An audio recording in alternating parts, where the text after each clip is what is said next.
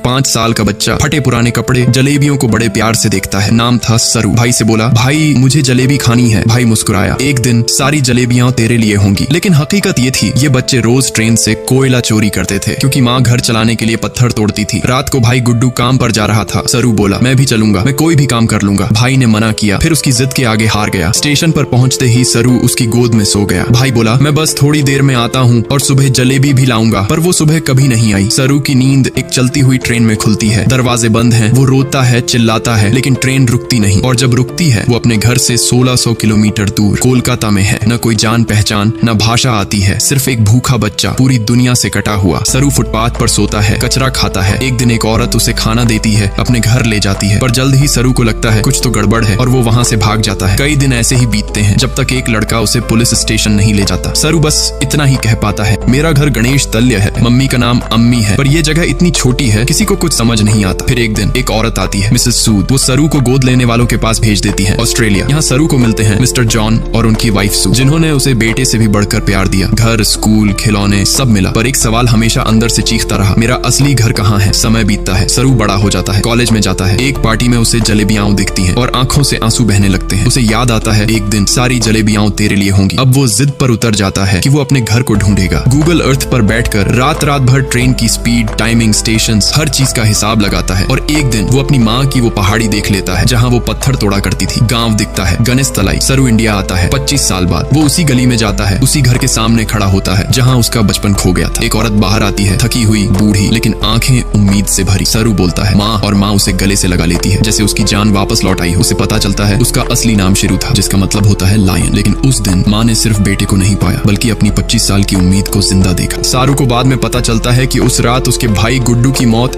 एक ट्रेन हादसे में हो गई थी। लेकिन आज भी वो अपने भाई और परिवार से उतना ही प्यार करता है। दोस्तों, क्या आप भी अपने परिवार से इतना ही गहरा प्यार करते हो? अगर हाँ, तो कमेंट में जरूर बताना।